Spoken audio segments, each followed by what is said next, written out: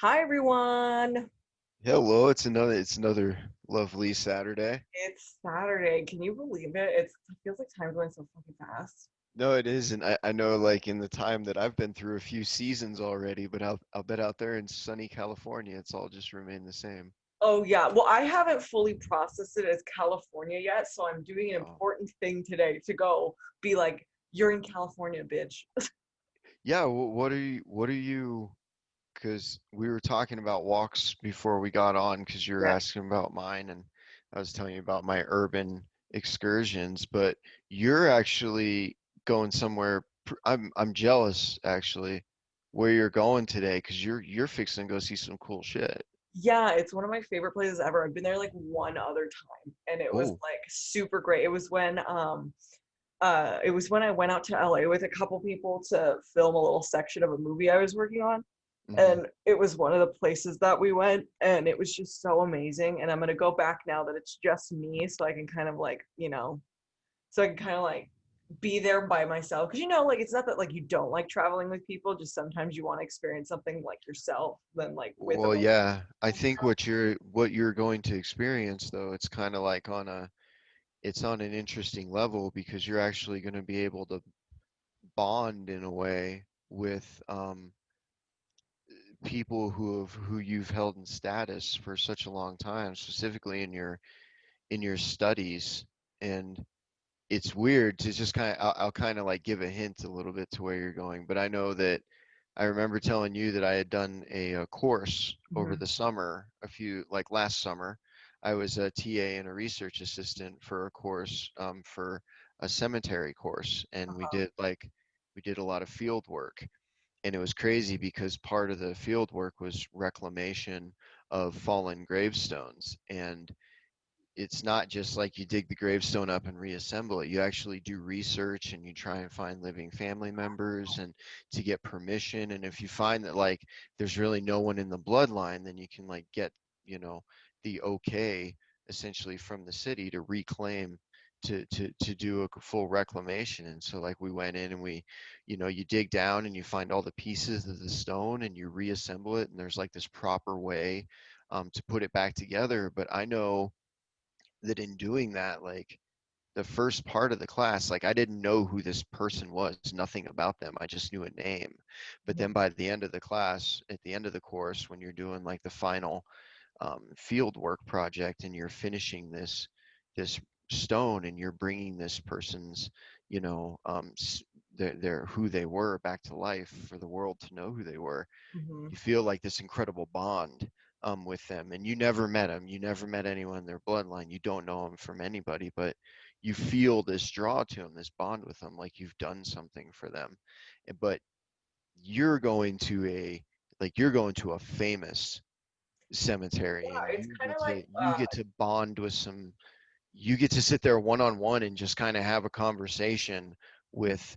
I know that sounds crazy, but I mean, I know no, walking. I I know. I completely know. I'm picking up I what you're know. Like walking through the graveyard for the first time in so long. Anytime I saw a veteran's grave, and it had their title on there, sergeant or major or captain or colonel, I would say hi to them. saying. Because being a veteran, I felt that I had a bond with them.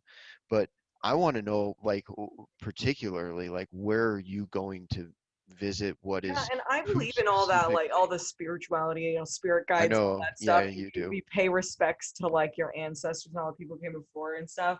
But so yeah, it's like it's kind of weirds me out because it's kind of a tourist attraction. So like they do like movie nights there, which I don't know if I'd want to do a movie night in like a graveyard. That would be cool. I would Um, totally do it.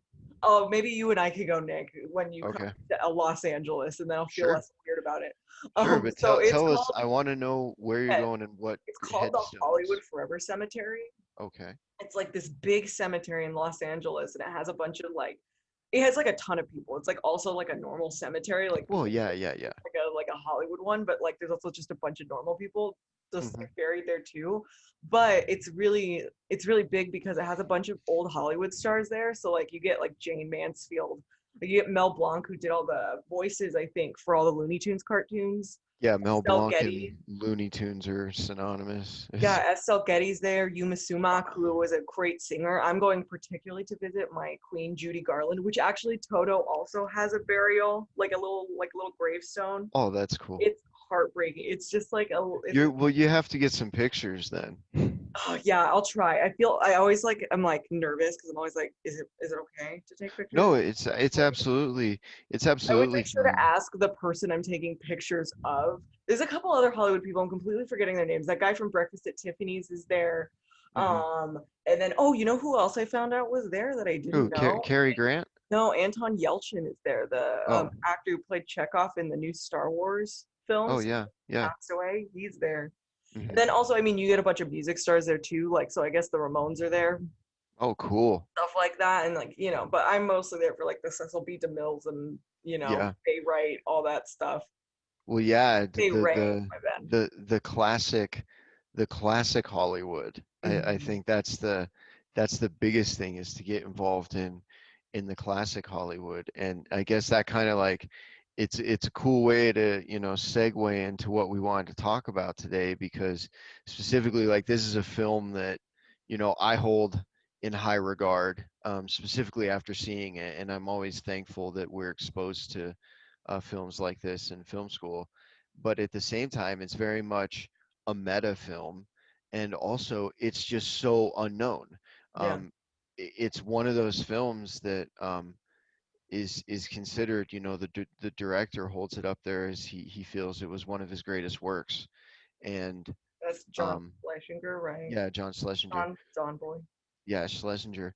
Um, and he holds it up there as one of his greatest works, but it was just so um, the meta of it was just so incredible, and it was such a harsh critique on Hollywood of the 1930s, Yeah, and I and that completely agree. I think it's like an it excellent didn't film get overall. so much, but Very it's well. such an excellent film, and you and I both have been mentored by the only person who's ever written a, critical analysis on the film Yeah, and and to and give who like a bit of hopes to turn it into a book someday. mhm. But I mean, I know we might just have to like post the link to that analysis by Professor Robert von Yeah, in the Dostoevsky. YouTube video, I'll post the link at the top of the Yes, description box. yeah, I don't know how I'll be able to do it on the audio version, but I'll post the link at the top of the description. yeah, definitely. Like if we can But post a yeah, and speaking link, about Day of the it Locust, would be worth it. But of yeah, course, it's Day of the Locust the we're really talking nice about. thing about it too is so you guys have background on where Nick and I come from. So yeah, our mentor is like one of the premier academic scholars who wrote about it. But it's He's actually the the only film that one starts in off. Well, only it's one. actually the film that starts off our degree program. So like it's the very first thing we watch in it was the very first thing we watched in our film school. Yeah, in the introductory course, it's literally week one, day two. Hmm. That it's like okay, time to watch Day of the Locust. And one thing, because I had a question for you about this, because I know you were exposed to it before I was, and then I had come in and seen it, and now as a TA, I've seen a third group um, take it in, Hmm. and I think that what was interesting is how did it go for your group? Like when your class came into it afterwards, where did you lose students? Did anybody walk out during? Like was the class less when you came back afterward? I mean, how did Locus affect your class? Yeah, so I'm gonna give timestamps for my sections because the first time I experienced it in class or whatever. Hmm. Um, Also, to give you some quick background, really quick on Day of the Locust too. So Day of the Locust, it's a '70s movie based off of a book, and it is set in 1930s era Hollywood, and it kind of like deconstructs this idea of the like rags to riches Hollywood mythos story that you get in a lot of old Hollywood narratives. It has like Karen Black and Donald Sutherland in it, and it's just this kind of like deconstruction of the American dream, kind of applied to Hollywood specifically. Hmm. So that's just kind of what it's about. But it's kind of like the antithesis to something like Singing in the Rain. So yeah, that's kind of like the background for what the film is. And that even doesn't really go into the nuances of how horrifying it is to watch. But when I first watched it, I was a freshman in 2015, and I believe I watched it my second semester because I ended up taking like the senior class my freshman year on accident instead of the freshman class. So my second semester I went and saw it. Um, and I think we lost a couple people in it. And a lot of people were very uncomfortable to talk about it. Like they didn't want to talk about it. They didn't know how to really interact with it. Mhm. Then in 20, oh my God, was it 2018, late 2018 or early 2019 that I was a TA? Oh, I don't know I'm because forgetting. you, I was a yeah, TA because later on, a couple years after I'd seen it the first time, and that was actually, I think, the first time that we didn't lose people, or at least from what my mentor like described. He was like, "This is one of the first times I've ever watched it without losing people," and I feel really awkward about that. And the conversation was still a little bit like, kids didn't really know how to interact with it still, but it wasn't something that like completely scared them away, which makes sense in the kind of world we're living in, or I guess like the kind of it makes sense mhm, because in the last few years I see like this kind of gritty commentary in our own day-to-day lives that exists in Day of the Locust, so it makes sense that people would be more comfortable interacting with Day of the Locust the way we kind of like take down this idea of, I feel like people are very pessimistic nowadays. Because the thing about Day of the Locust is it's this kind of like Singing in the Rain antithesis. It's like the exact opposite because it's trying to deconstruct this idea of, yes, there is the one or two people who go on to become these big stars and live these crazy lives. But what about the hundreds of other people who are trying to, and that didn't work out for them, and they still keep trying?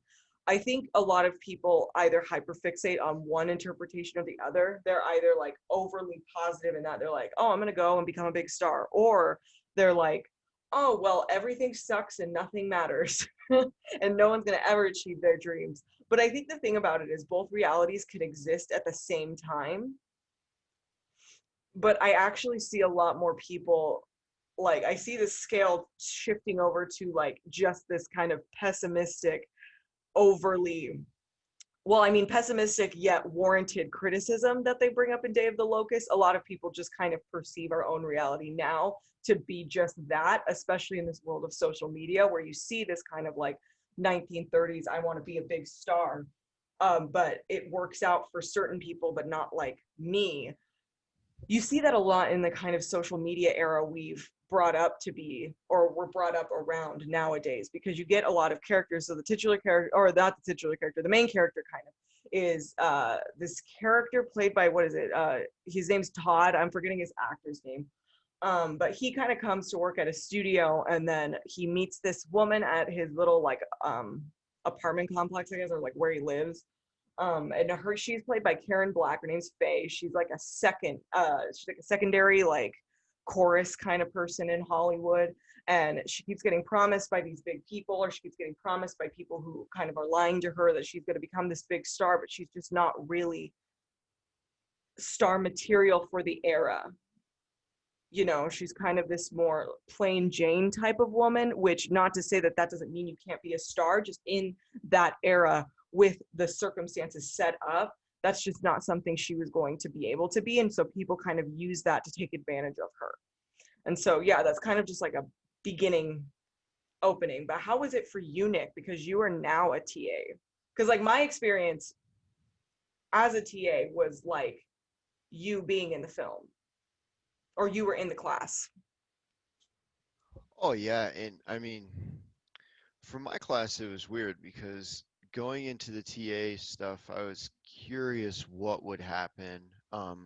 Just because it's like we're in a period where like a lot of the folks who came in like right before me and around the same time as me, like we're the the last of that group that started a couple years ago. Yeah. And so like we had seen it, we had been through it, and this group that I have now, being a TA, it's a good sized group, and it's a young group, meaning that they're all mostly it's all mostly a freshman and sophomore group. So it's like these Yeah. are all the new film majors, and we're meeting them, one by one, because each one that's a major in film, a minor in film, or has interest in it, has been coming up one at a time after class to introduce themselves and to ask, the same questions all of us asked when we started. But I remember, like, when I watched it, I was uncomfortable, but I was uncomfortable because of what was going on around me. I know that when we screened it in 1000, when I was in it, there were, I want to say, about 4 or 5 people that walked out Oh. during Yeah, yeah, and yeah, yeah, never yeah. came back. Some kids were uncomfortable. And then there was, when They we did got come back back, to but like when we got back to class, there was some folks that just didn't come back, and the class got like really really small. But the only reason it was are you uncomfortable for sure? me. Because like this on the class side, on like the administrative side, usually like admission drops, and I don't remember admission dropping. Well, you didn't TA for you TA'd for my 2000 class, not my That's right. 1000 No, no, no. class. That's right. That's So right. that's why you have no clue what I'm talking about right now. That makes sense. Yeah. So yeah, so that's why in my 1000 class it was literally like a few people walked out. There was a person who the professor talked to at the end who I thought maybe that person was going to leave too, but Mm. and the professor asked right away, "Did you enjoy the film? Was it okay?"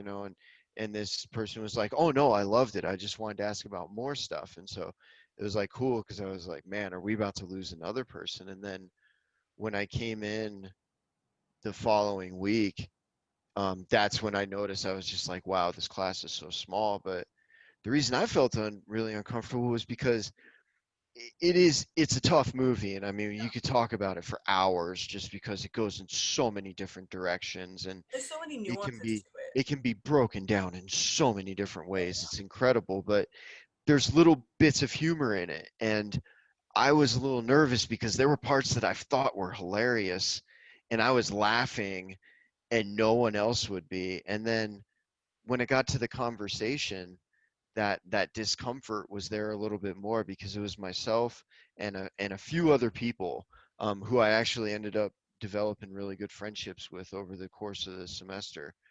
It was like me and a couple other people that were talking all about it, but no one else, like absolutely no one else wanted to talk about it. It's like you felt like they all just wanted to like go home and take a shower and forget about what they saw. So it Yeah, was to go off of that tough. really quick before you move on to the next point, like it's interesting that you bring up like the humor element of it because the film hits this really nice place. There's like this thing we talked about a lot, and it was this idea that like if it wasn't so sad, I'd laugh, and if it wasn't so funny, I'd cry.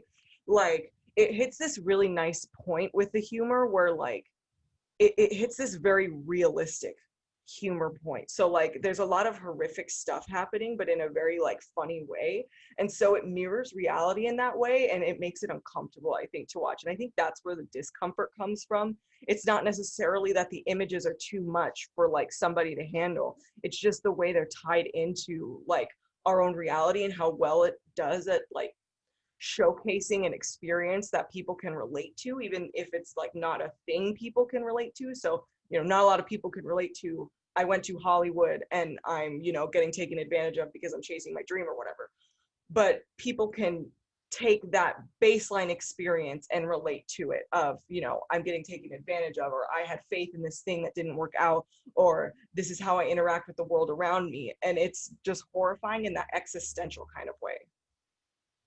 Yeah, it's just how I think it's just like with character association too. I think a Yeah. lot of people find it uncomfortable to laugh at a character who maybe, even though their dialogue is humorous at the time, like a scene prior or two, like they were being a misogynist, or a scene prior, their racial clarification was just completely inept and improper and unbecoming of what anybody wants to hear. So I think it's just that's where a lot of people are not good about just like appreciating the scene, or just seeing that like a super point doesn't happen at just the hour mark. There's super points in every little scene, and Oh yeah, I'm sure that. just because somebody was away the scene before, it's like it negates the humor in the next scene because of an association. So that's kind of like where that discomfort lies as well. It's like, because on the inside, somebody's probably just going, that's a pretty funny line, but I don't want to laugh because that same person like used the N word 3 scenes ago, Mhm. so I don't want people to think that I think this person is funny because, like, as you were alluding to, in this culture, in the way that we're in right now, it's become that sensitive, um, that if we, I don't know because like you I know, see people watching something like Django and not like really having that same problem. So what do you think it is about yeah, Day of the Locust that enhances that problem? I think I think it's just because of the manner that it's brought in, I mean, in Django, Or like Django, it's not Django specifically, but I see a oh no lot no of no media that no, use I see what you're in Django though, it's like we get like retribution, like ultra violent retribution, which we'll definitely talk about next week in our metafilm episode. oh yeah. So I don't want to get in too much of it now, but I think like you know, if you feel that retribution's coming, it's kind of like you're laughing a person to the grave. Whereas, like, if you know that there isn't a retribution coming, you might be giggling yourself into an uncomfortable association. Yeah, that's a good point. So That's it's a- scary. It's shitty stuff. But I mean, so like back to what we were with, it's like going into the TA thing, um, I was nervous. I was just kind of like, God, we'll see what happens. And so, as the preparation was laid forth. It was just like, there's this movie. If, we show it early on for a reason. There's like less And context given than a lot of the other yeah, films in our. yeah. And it's just like, you just need to watch it to get it. And so I was just kind of like, man, what's going to happen here? Well, we got into it on a Friday, and we screened it, and everybody was there, and no one walked out. Um, Class was absolutely full. Um, but yeah, no one walked out, and um, there was every time, like, how it is when we take notes on film. I mean, you watch it, and as we're watching a film, like, it clicks into our head, like, make a note, or this is where I would take notes, or this is Yeah. where I've taken notes in the past.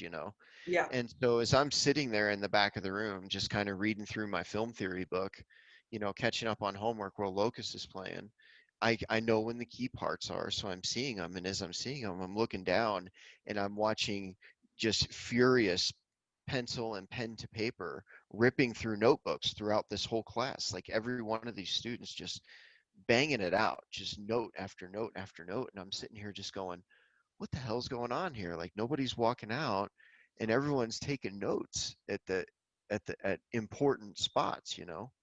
Well, we screened it on a Friday, and so we came back in on a Thursday. Yeah, because wait, And wait, quick question though, just yeah, from yeah. my brain. Are you guys like, do you guys have a classroom big enough that everybody's there at once, or are you splitting it up? Yeah, yeah, Oh, no, that's like great. Okay, perfect. everybody's there at once. Like we Nice. have we have 30 in the classroom, and then we have like another 3 online. But here's the thing. So when we screened Locust, we did it in Dwyer, 121. We had 28 people there because there was like 2 that couldn't make it. And then we get to the next class on Thursday for the discussion. I come in, everyone's there, freaking everyone. And even more so, the online people had not been able to have contact or be privy to lectures yet because they didn't have the microphones on Uh-huh. turned on in the classrooms. All the online people had sent emails and wanted to get in on the chat and talked about how they had seen Locust. And so I'm sitting here just going, well, how's this going to go? I mean, everybody's here. I tell you what, once the conversation started, it went for 2 hours before a break could take place. And the folks online were jumping in on it as well. I That's mean, they great were because they usually were film typing students are really messages. nervous about Yeah, talking. no, it nothing. Like That's they got great. the ball rolling and it was just one after another after another after another. And people who are I'm just kind of like just going, people who I had never heard, people who had never said a word week one, were now raising their hands, getting involved. And it went on that usually, like after that, we watched Man with a Movie Camera and then Caligari. Mhm. Well, we barely we got to skim Man with a Movie Camera for about like 45 minutes, I think, because the conversation and the questions went on for so long. And then even afterward, there was groups of people there just talking about Locust and throwing stuff back and forth. So it was it was nuts, just to see that, because I was thinking it would be same pattern, a couple people would drop out, Yeah. this and that. But to have people like show up and then have the online folks say, "Oh yeah, we watched it and we want to get involved," like gaining students and then gaining conversation was it was pretty cool, to have that go on, to see that. I mean, for a movie that just goes in so many just insane freaking directions. I mean, God, there's so much we can there. I mean, God, we could have a whole episode just talking about Faye and and the relationship that she has with the broken Hollywood. I mean, God, we could just talk about the symbolism and the crack in Todd's wall and the fake flower that he hangs in it, and just one of the most mesmerizingly creepy endings, to a film ever. And I mean, We could there's talk just about the religious side of it. there's We could oh talk about God, that yeah. last sequence. We could talk about like her, like all the men around her and how they interact with. There's so much to unpack.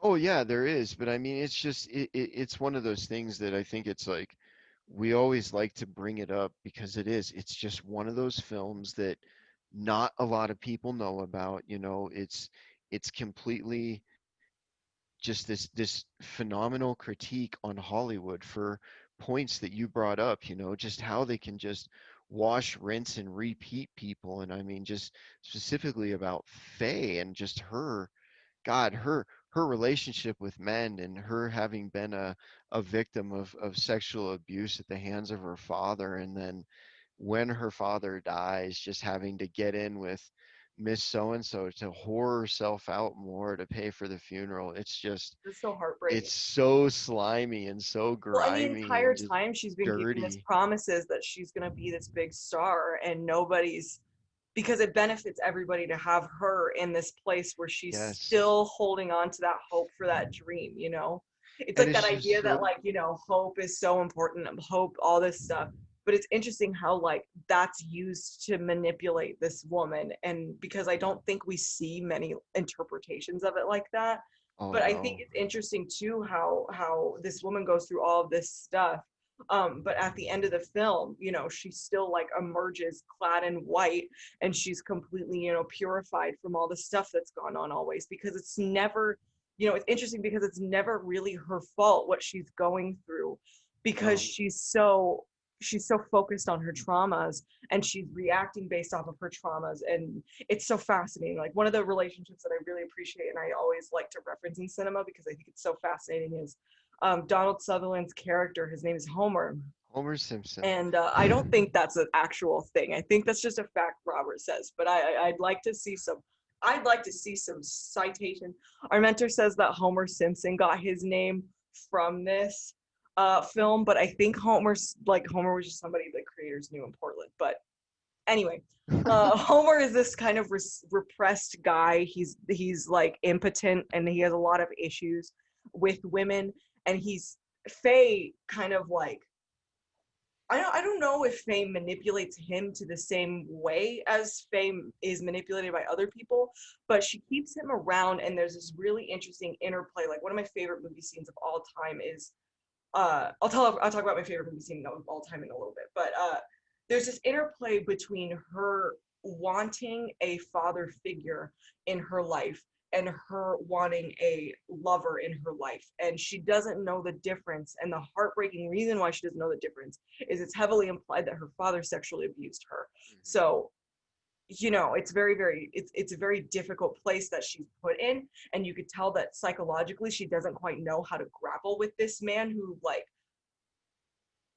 is there for whatever she needs. But the thing is, she doesn't know what she needs because she's never been taught or shown how those two relationships, whether it's romantic or familial, how they function in a healthy way. And there's this really sad scene where like it's like they're eating like ice cream or something, and she gets like mad at him, and she like throws it, and they're like crying, and she's crying, and he's like trying to help her, and he doesn't know what to do, and they're like dancing, and she's just crying. It's so sad. It's just so fucked up. Oh my god, so sad. No, it's yeah, it's literally like you said, he brings ice cream home, and she just like gets upset and throws it away, and and she's like, dance with me, and he's crying and she's crying, and you're like, oh, what the hell? But yeah, her Faye's Faye's dealings with men throughout the film and her interactions are just so wild. I mean, she she uses them up like she does her chocolate ice cream clone with chocolate sprinkles that she demands from Toddy, Mhm. and it's just it's crazy because Homer is essentially like this born again Christian, and you can tell that they do this really great camera work. One of the things I like that they do, just as you talk about, having the scenes, when we see Faye at just her worst, to where she takes out, she essentially abuses Homer like her father would have abused her Yeah, emotionally, and then demands affection, and much like probably her father, did with her, and in the form of a dance. But I think another brilliant sequence that they go through in the movie is the focus on Homer's hands, yeah, and you see just how nice and calm they are, but then is Faye drives him further and further from the edge. You can see how his movements get so just unhinged. He gets so tight and so tense and so balls up with such anger that you can tell, like, maybe this is a guy who may have done something that he felt was just so disturbing in the eyes of God, hmm, to maybe even a female. Maybe he beat someone so relentlessly that, he's born again, and he feels himself going on that path again. And, we see that when it culminates with the killing of Adore, who's essentially a miniature Fae. And yeah. now that, this miniature version of Fae has finally, pushed him off the edge, he takes out all of his aggression on Adore, It's like and kind of all also that the stand-in for happens. like Shirley Temple archetype. Yes, exactly. But what's crazy is that, Faye, she only knows love through assault. Yeah, Um, is it? And what's so wild about that last scene is that, you made you made the comment of, she shows up just completely in white back at the condos and everything's fine. But if we look at the penultimate scene before that, she's drugged down into a crowd and essentially gang raped. yeah, And it's so horrifying. it's through that ultimate moment of vicious sexual cycle that she comes back so relieved and pure. So it's so disturbing. Well, and it's It interesting. kind of gives an idea, of, because we know how she weaves through the relationships, that it's this ultimate destruction of the female sexuality through a gang raping that that puts her back to her pleasant little girl place. And so it's really so twisted how that happens Well, and it's interesting you say that. at Could the I end of go the off of film. that once you're done with your Oof. point before you transition? No, that's what I was gonna say. It's just like it's so disturbing how she's now at this Shangri-La, because it's like Hmm. this happened, her father's dead, Todd's gone, and here she is, this woman in white. So what is that in is that a rebirth Well, because it's really for interesting her? because, How well, does she how does I she think, reach that zenith right there, and why is it so disturbing to well, I us? think she's reached it this whole time. Like, because, like, the Yeah. thing is about the female lens that's shown through this film, or like, Faye's lens that's shown through this film. It's, I've seen like a lot of kids like discussing this film in terms of like, wow, Faye is so weird. Like, why does she do this to men? Why does she keep blah blah blah? Because we have this like kind of sense that we have to like victim blame women, or like, if somebody if slaps her in the face, right? If a woman gets slapped in the face and she says, "What the fuck?" People are going to focus on her shouting "What the fuck," and not how she got slapped in the face. They're going to be like, why were you responding to this in this way? Not I'm sorry for what you went through. Let's look at what you went through first, you Yeah. know? Yeah. And so this entire time, you know, Faye has been like, her relationship to men, which was clearly established by her relationship to her father, is Yes. one of survival. She has to treat men in this sexual way in order to survive. And so that's the foundation of all the other relationships she shares in the narrative with all the men around her. She thinks that engaging in sex with men and, you know, manipulating men with her sexuality and being this kind of like femme fatale whatever is going to get her what she needs. And the point is, it does. And that's the crazy thing. It doesn't get her to her ultimate dream, but it Yeah. at least keeps her, you know, functioning and going on. And, you know, this idea that this woman has to be placed in this situation because all of these men feel like they're entitled to her sexually is very, very interesting to me, because that's the other thing about Faye's character this entire time. It kind of reminds me a little bit of Lolita, in that, like, Lolita, you get the whole story through a man's perspective. So it's not that like Lolita is interested in Humbert Humbert in the way Humbert Humbert is interested in her. She's being a child and he's sexualizing her being a child, and, you know, considering it, Yeah. she's coming on to me. Yeah. Whereas Faye, it's kind of the same thing, you know. Faye is doing things, and yes, a lot of them are sexual and for sexual reasons, but a lot of the problem is men wanting 10 times more than what Faye is initially wanting to give, and men feeling like they're entitled to what Faye has to offer because Faye isn't a movie star, you know. Yeah. There's a sense that because she's not a star, she doesn't have inherent value. And I think that's what the huge horrifying reality of it is. And especially from like a female lens. So like when she comes out in white at the end, I consider it as, you know, this is maybe not the best wording, but like I consider it as the problems in her relationships past her father aren't necessarily her fault. You know what I mean? So it's not like she has to be purified of anything. Yeah. She's a pure entity who doesn't know how to assimilate and interact with people because of all the trauma she's gone through, because everything is a trauma response. And so there really isn't an inherent person there. And so there's nothing for her to be cleansed of. And so it makes sense that she shows up in white at the end, the same way she shows up at the very beginning of the film, because all of her relationships are founded in Faye being willing to, you know, do things, and then men wanting it to be 10 times that, and then men wanting to pass her around. Men, you know what I mean? She's the victim of a lot of her circumstances, It's all based. regardless of a lot of the negative stuff she does throughout the narrative.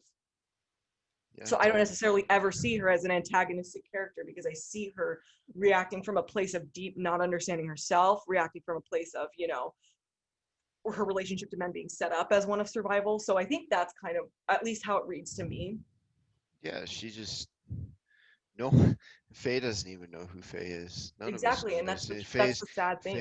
Faye's an archetype of what men wanted her to be and created, and that's the only. And yeah, that's the sad part. It's the only type of um, love and acceptance that she knows, even though it's not love and it's acceptance for all the wrong reasons. But Yeah, so we everyone's can't, like, "Oh we man, can't. Homer's so nice. Why did she break the vase on him when he No, walked in? because Why did she call him a peeping Tom?" It's like, she yes, doesn't those know things any were better. bad, but She doesn't know any better. exactly. Yes, those What's things are been, horrible. Those yeah, things aren't right, but it makes sense that she reacts in that way. And I'm not going to yep. consider her an unpure character or a negative character because of that. Well, she's open about it too, when Mm-hmm. people try and get close to her in that specific way, when they feel that they want to have a love and a relationship with Faye, when that's not what she's about, she warns them. She's like, don't say that. Don't make me hurt you, Yeah. you don't want to get close to me, or don't mess up this thing, Well, and even you like know? Homer, who's billed as like the nice guy who's there to take care of her, even he, like, if he wasn't sexually attracted to her, he would not go through what he was doing for No, her. And so even his relationship with her is reliant on his lust for her. It's not like he wants to help her out of the kindness of his heart. He wants to no. help her because he thinks she's a hot lady. Like, you know what I mean? Yeah, and he wants to save what can't be saved. Exactly. I And mean, it's like, it's what is, not going to it's like, happen. it's also like, she's at a point where like she has to save herself from this. You know what I mean? Yep. And it's not to say she has to save herself from this, but also no man who is lusting after you and just wants a relationship sexually with you is going to help you get over sexual trauma. That's just not necessarily going to happen. Like, you know what I mean? And I don't mean like you can't be sexually attracted to somebody like you're helping who is going through sexual trauma. It's that all of these men are just interested with her in her on a sexual level Oh first. yeah, and And even that's where the disconnect comes. yeah, and you see it even like Todd's like the best Oh yeah, example and the Todd is worst example of it throw the because whole man out. he's all love, love, love, and then when he gets fed up with her, he's like, no, I'm just gonna rape you. I'm gonna take what I want, Yeah. and assuming that like this is the only way to get her attention Well, sexually. also So, assuming it's the only way to and get a it's woman's attention sexually. yeah, and it's just a frightening scene because you're just kind of, and there's not like anybody's running to stop him. You Hmm. know, it's literally her fending for herself, and the two other men just kind of going, ah, whatever, you know. It's just it's a horrifying piece, you know. And so, yeah, and I think that when it's that unhinged, when we sit there and we throw that question out there so many times, like the question you've alluded to and like what you hear people say, I think it's a time when you need to stop questioning it and look at it and just go, let's look more at this person, their past, their psyche. It's not their fault. So Exactly, because I see it as like let's unpack it and go yeah. backwards from there so that we can better understand. And then from that we see the misogynist, the chauvinist side that Faye's afflicted anema, I guess, brings out and brings to light just how disturbing and how disgusting these men are in her life. So I think if it's Yeah. only fair that if you take this from a gender critical lens, that you capitalize on the misogyny, the sadomasochism, the chauvinism of all the men in the movie, and you cast aside and you look to Faye as a guide towards lessons rather than this harbinger of indecision and hate, Well, like also some like people it's unfairly do. oh yeah, 100%. And I have a point on Tom, but I also wanted to just like really quickly like wrap up this kind of like super good like discussion we're having about the gender lens because I think this film is a great exercise for like nowadays because like with so many things, whether it's like on a microcosm level or whether it's on a grander scale, I've noticed this trend that people tend to focus on the response to something bad than the bad thing itself. Yes. And so this is a great film to kind of work through your impulses to be like, why is Faye acting like that? When the real question should be, why is Faye acting like that? You know what Yeah. I mean? Yep. It's Yep. not that Faye, like I said, it's not that Faye calls, you know, it's not that Faye Yeah. smashes the ice cream he got her. It's why is Faye being treated like this by all of these men and Hmm. feels like that's the only way she can get through to them. Absolutely. It's questioning rather than asserting. Yeah, exactly. And I think it's interesting you bring up Todd in this like he thinks that the only way to interact with women at this point is to like, just I'm gonna grab him and do whatever I want. It's Yeah. interesting because like there's an interesting detail that he's like a Ivy League graduate. I'm completely Yep. spacing on Yep. where. I don't know if it was like Yale or Harvard or I what, believe but it. He's a Yale guy. Yale guy. So I mean, it's not like he's a Yale guy specifically. It's more kind of like that culture, Yeah, especially yeah, that in this era. Ivy League white man Yeah. hegemonic culture. Oh yeah, 100%. And so like you see this man who's used to getting everything he wants immediately and he comes to Hollywood and he's already kind of thrown for a loop because like nobody's particularly interested in him. And he very clearly comes from this place where not just Yale, but like you could tell that it comes from his whole life where Status, man of oh status. yeah, he's a man of status. He's used to just getting what he wants immediately, or he's used to being like, this is what I want to do, and then eventually being able to happen. But he hits this wall in Hollywood, and it's very interesting because like towards the end of the film, they're working on this film about Waterloo, and there's like bits of commentary about like Hollywood being inaccurate with historical portrayals, which like that's a conversation that we could get into, or it could be just like another time. But Mhm. it's interesting how even when he's doing everything right, so to speak. He's pitching this Waterloo script. He's giving it historical accuracy. that's still not enough for the Hollywood system at the time. And so that's really, really interesting too, how every single person in this narrative seems to be a victim of this kind of Hollywood complex, which is what the film is built off, and that's like kind of the big crux of the film. Yeah. But it's fascinating to me how the film shows this idea that no one is safe, because a lot of Hollywood criticism kind of is like, well, you have producers who are bad and everyone else is good and But being they're, taken yeah, advantage of. But yeah, I think Day of the Locust is a lot more nuanced in that. One, you get this sense that, like, yes, the singing in the rain, rags to riches dreams can happen in this space, but also all this horrifying stuff can happen in this space. But two, this idea that everyone is a victim to this kind of hubris that Hollywood in 1930s era created, and everyone being a victim of the Hollywood system, no matter what role you serve in it, is very, very fascinating to me. oh yeah, absolutely. And it's just, yeah, it's funny because as we'll close it out here, but it was it's funny that you bring it up. Like Todd does all this stuff to make it like Yeah. historically correct, and then the producer is just like looking at his drawings, and he's like, "Women? There were women in Waterloo?" And Yeah. he's like, "Well, yes, sir, there actually was." He's like, "No, no, it's fine with me. Some sex, I'm fine with it. People will buy it. And you could see right away, like, why would you sex up Waterloo?